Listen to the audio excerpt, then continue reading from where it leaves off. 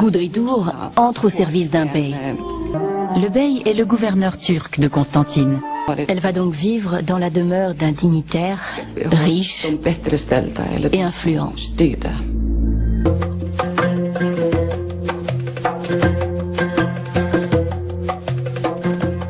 Alors que le capitaine Berg n'est qu'un simple esclave à Fès, Gudridur entre au service d'un riche pacha d'Alger.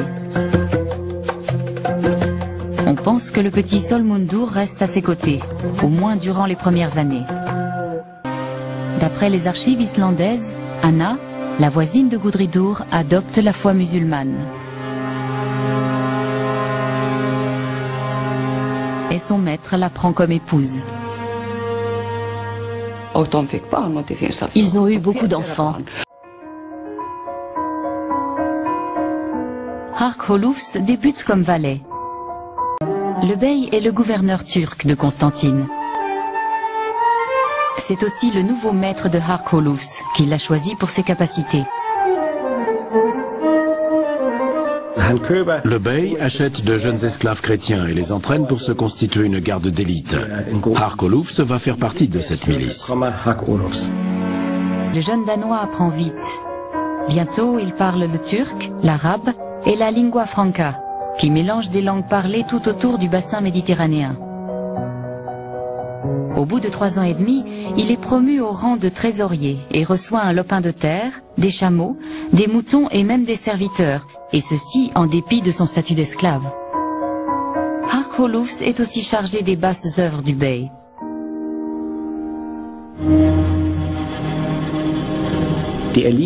Pour ce genre de mission, on ne pouvait pas utiliser les gens du coin.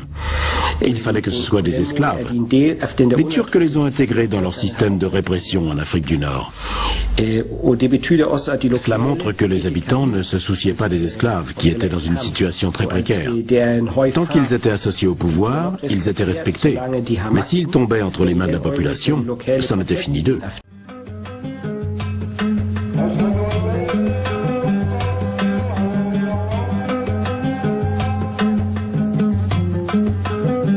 En 1732, Harkholoufs accompagne le bey lors du pèlerinage à la Mecque. Le voyage dure 13 mois. 6000 personnes composent la caravane. Hark s'est forcément converti à l'islam. Sinon, il n'aurait pas pu être du voyage. Il écrit dans son autobiographie qu'il est allé à la Mecque et que seuls les musulmans pouvaient entrer dans la ville. Cela prouve qu'il s'est converti. 1732 est aussi l'année où Harkholoufs est promu Agaeteira, autrement dit, commandant de la cavalerie. Il a atteint le sommet de l'échelle sociale pour un esclave. Je pris part un jour à une bataille. L'ennemi opta pour la fuite. Alors que ma troupe poursuivait les fuyards dans un défilé, elle fut prise dans une embuscade. Beaucoup des nôtres tombèrent sous les balles. Mon cheval fut tué sous moi et je fus fait prisonnier. L'un de mes serviteurs, auquel j'étais très attaché, fut poignardé à mort sous mes yeux. Alors que je nous croyais perdus, l'ennemi décida d'épargner 15 d'entre nous, dont moi, dans l'espoir d'obtenir une rançon.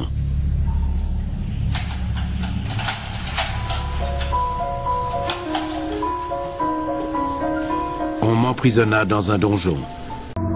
J'avais prévu de m'enfuir sitôt mon maître décédé. Mais il devança mon intention.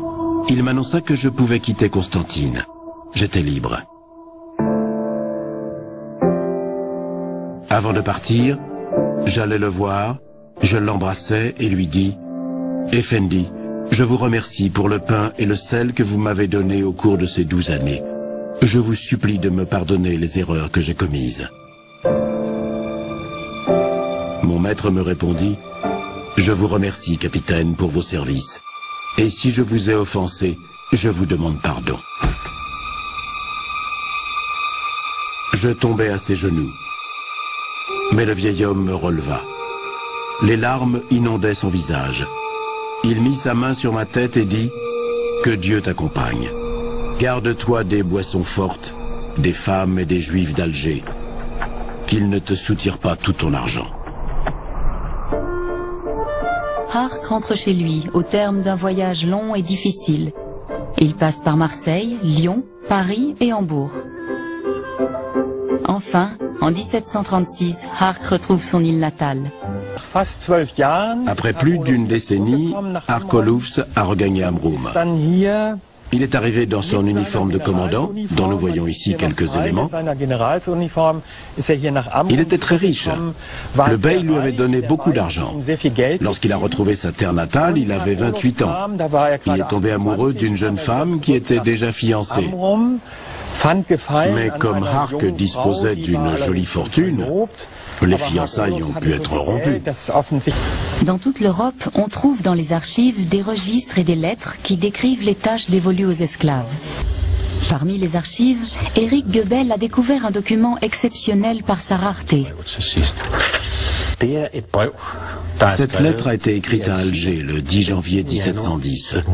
Elle est en danois. Cette lettre est pour mon père, Jens Hansen, capitaine à Rhône, sur l'île de Bornholm. C'est un jeune homme qui a été fait prisonnier dans le détroit de Gibraltar. Il s'est retrouvé esclave à Alger et il est au plus mal. Il demande à sa famille d'envoyer de l'argent pour racheter sa liberté.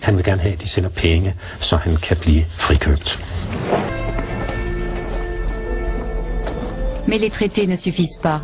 La piraterie continue de faire des victimes. À Copenhague, un fonds pour payer la rançon des esclaves est créé.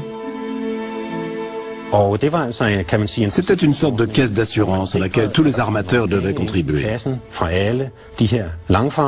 L'argent servait à racheter la liberté des captifs retenus comme esclaves en Afrique du Nord.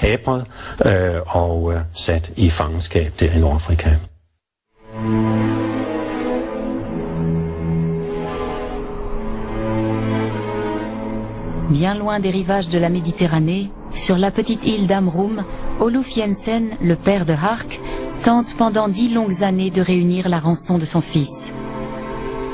Le fonds de soutien créé à Copenhague lui a refusé toute aide financière, au motif que le navire de Hark battait pavillon hambourgeois lorsqu'il a été pris. En plus de ses économies, Oluf Jensen doit emprunter 800 marks. Il envoie l'argent de la rançon en Algérie pour racheter la liberté de son fils. Mais c'est un autre homme qui est libéré, car il porte le même nom. Alors, quand le père se rend à Hambourg, c'est pour rencontrer un inconnu, qui est bien sûr ravi que quelqu'un ait payé sa rançon. Cette confusion sur le nom des prisonniers empêche Hark Holoufs de dire adieu à Constantine.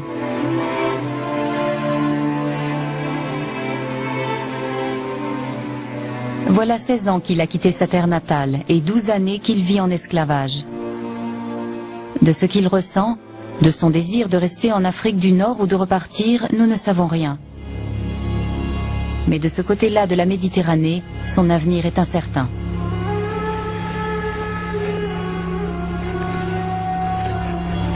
Lorsque mon maître atteignit 95 ans, sa santé déclina. Chaque jour, je tremblais qu'il ne meure, car mon sort était lié au sien. Il faut savoir que les esclaves les mieux lotis, ceux qui jouissent de la confiance du chef, s'attirent les foudres du nouveau maître. Des négociations s'engagent entre le royaume du Danemark et les autorités de Tunis pour la libération des marins norvégiens. À un moment, le prince exige 2 chevaux et des haches en échange de la liberté de Skram.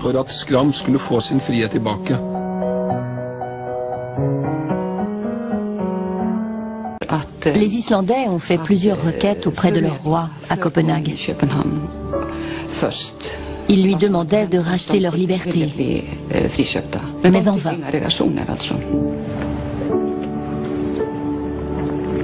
Ce n'est que 8 ans après le raid des pirates sur les côtes islandaises que Christian IV envoie un émissaire à Alger racheter les esclaves.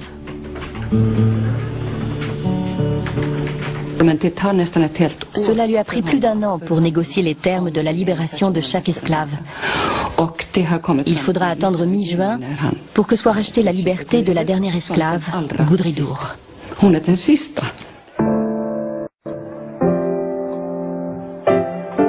L'envoyé du roi retrouve et rachète la liberté de 50 esclaves danois, norvégiens et islandais pour la plupart. Parmi eux, Gudridur et 27 autres femmes. Mais aucune trace de Solmundur. Il a été arraché à sa mère depuis longtemps et il est devenu musulman.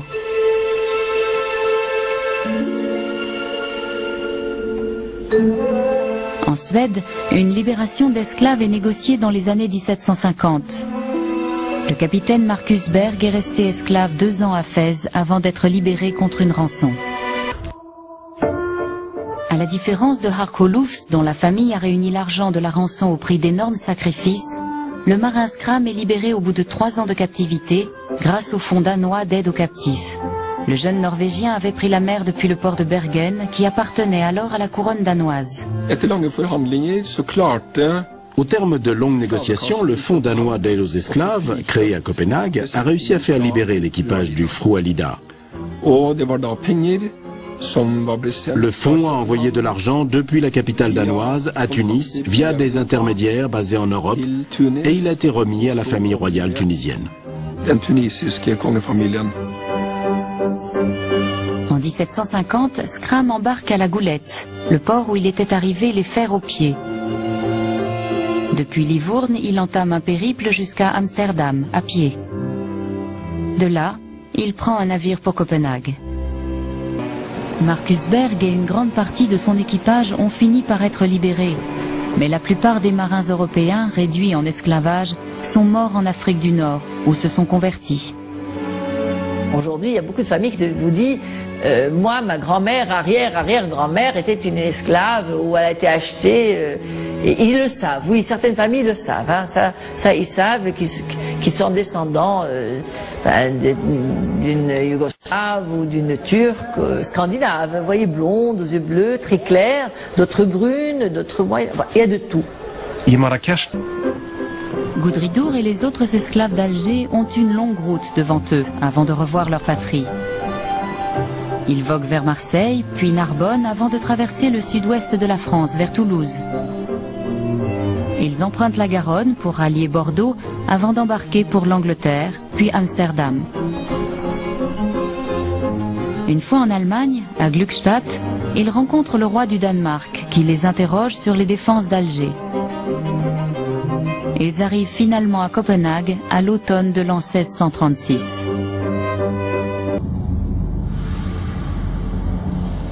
Les traces de la présence d'esclaves blancs en Afrique du Nord sont peu nombreuses. Il est très difficile de pouvoir suivre leur itinéraire. Parce que, à partir du moment où ils prennent un nom musulman ou arabe, au bout de quelques générations, ils disparaissent dans la société. On peut repérer d'autres traces par les noms. Par exemple, Zgolli. Zgolli qui veut dire sicilien. Ou bien Ferrare, de Ferrare, de Ferrar. Ou Napolitan, de napolitain. Ou les Sancho, l'espagnol. D'autres noms comme ça qui restent. Mais ils restent surtout dans les régions où il y avait soit des bagnes, des endroits où on mettait les captifs, comme par exemple à Portofarina. Jusqu'à aujourd'hui, beaucoup de familles portent des noms qui sont d'origine évidente européenne. À Marrakech, il y avait des quartiers réservés aux esclaves. Cela donnait naissance à une culture d'esclaves. On y trouvait aussi bien des Suédois, des Danois, des Norvégiens, des Anglais, des Espagnols que des Français. Mais l'Occident se défend. Comme les esclaves blancs se font rares, les musulmans se tournent de plus en plus vers l'Afrique.